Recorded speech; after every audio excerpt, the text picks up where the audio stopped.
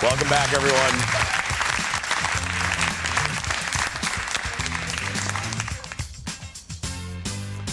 Go to Instagram and you can see what happened in that commercial break. We all know the benefits of reducing how much stuff we throw away, but figuring out ways to do it can sometimes be a little difficult. Well, here's the deal. One new store is helping us all out. Their mission is to help people go zero waste, or zero-ish. Kendall takes a trip to zero-ish here in Minneapolis. Okay, when you were coming up with a name for your store, were you like zero-ish? Like, I mean, was it kind of a joke? And then you're like, no, actually, this makes a lot of sense. So actually, going back, the zero-ish was not my idea. I have to not take credit for it. It's great. We started as a blog about 4 years ago, actually, with two friends of mine.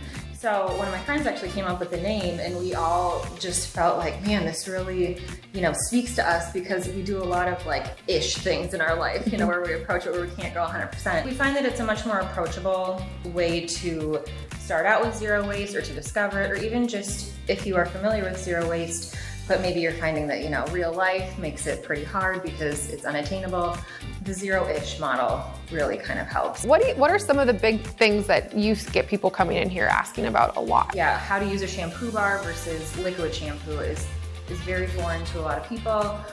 Even just simple swaps that people don't know exist. Like say they don't know that there's a swap for their floss that's plastic, that's actually a biodegradable, compostable floss. Really? Yeah. I didn't know that. There's multiple. There's a vegan version, there's a non-vegan.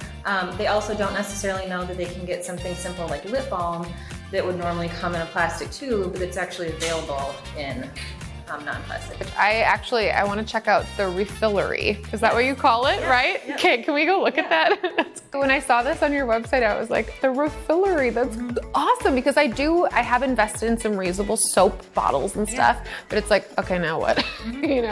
You can do all that here. How does this work? So you can bring your own container from home, like you said, if you have your soap bottle that you really like, or even if you just have one that you had bought, it might be plastic from Target. Right. You can reuse it over and over.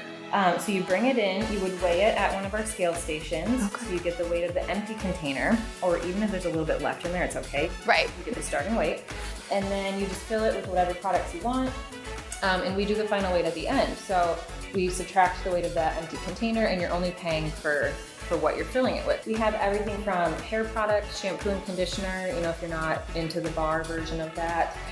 We have a lot of oils and DIY kind of ingredients for people who like to make their own products. And then we have a whole slew of cleaning products. So everything from a ton of cleaning products. We have the dry, counter scrub, we have dish soap, laundry soap, hand soap, all of it. This is very clearly labeled.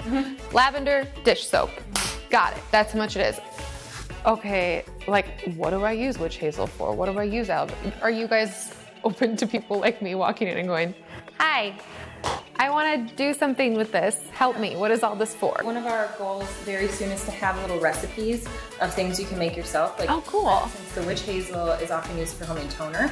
So I think it's witch hazel and some aloe, and then people will put essential oils and whatever you want in your toner, and so you can make your own toner, and it's far and wide a lot cheaper usually. Right, just smells good over here too. Oh, good. Yeah, it can smell like the little salts and the lavender. I love it. We love it too. Great idea. That's a cool concept. Yeah, I think so. And I really liked your idea of how we try to do things that are, good for us or good for the planet, but you can't do everything really hardcore because, you're a normal person. So the idea of here's the things that we can do.